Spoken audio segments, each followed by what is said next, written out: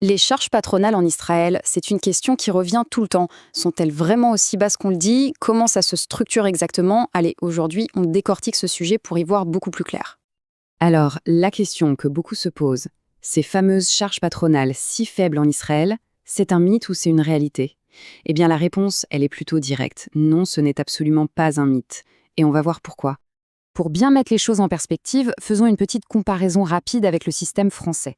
D'un côté, on a des charges patronales très élevées. Et de l'autre, en Israël, un État qui clairement engage le patronat avec une fiscalité beaucoup plus souple. On voit bien qu'on est face à deux philosophies économiques totalement différentes. Bon, rentrons un peu dans le détail. Pour commencer, jetons un œil à la vue d'ensemble pour avoir une idée des coûts réels pour un employeur. Voilà un tableau qui résume parfaitement les cotisations minimum obligatoires. Ce qui est intéressant, c'est qu'on voit bien la séparation entre ce que paye l'employeur et ce que paye l'employé. Pour l'employeur, il y a trois piliers. La retraite, les indemnités de licenciement et le bitoire Leumi, qui est l'équivalent de la sécurité sociale. En gros, le total pour l'employeur tourne autour de 17 à 20% du salaire brut. Ce graphique, il est super parlant, non? On voit tout de suite comment se répartit la part patronale minimale.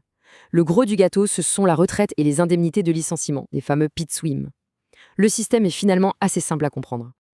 Ok, maintenant qu'on a la vue d'ensemble, on va zoomer sur les deux composantes les plus importantes, la retraite et ses fameuses indemnités de licenciement. Alors, la règle pour les PITSWIM, elle est d'une simplicité redoutable. Si un employé est licencié, il a droit à 1 mois de salaire par année d'ancienneté. Point.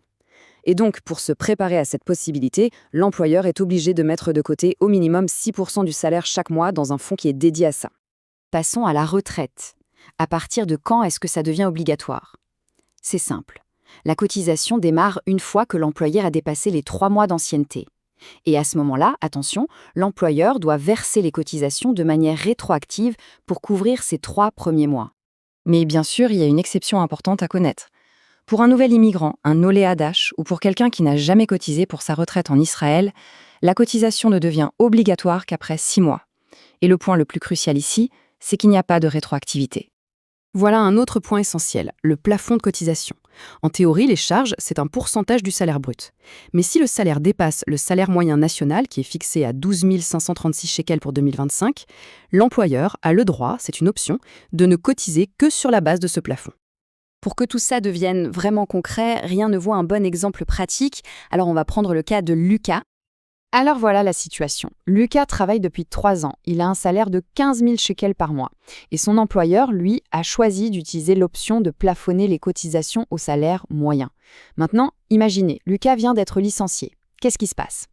Le premier calcul est très simple. 1 mois de salaire par année d'ancienneté. Donc 15 000 shekels x 3 ans, ça fait un total de 45 000 shekels d'indemnité que l'employeur lui doit. Maintenant, voyons ce qui a été accumulé dans le fonds de PITSWIM pendant ces 3 ans avec les cotisations plafonnées.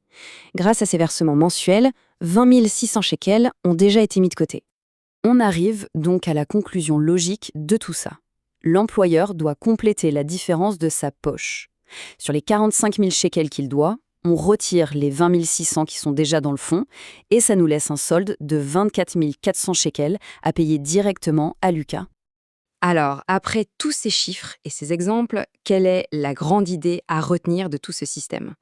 En fait, la philosophie derrière tout ça est très claire. L'idée, c'est qu'avec des charges patronales faibles, on encourage l'embauche, on stimule l'entrepreneuriat et au final, ça a un impact positif sur le taux de chômage. C'est un choix économique assumé. Et tout ça, ça nous amène à une question un peu plus large pour finir. Est-ce que ce modèle israélien, qui est vraiment centré sur la flexibilité pour favoriser l'emploi, pourrait être une source d'inspiration pour d'autres économies? C'est une question qui mérite d'être posée.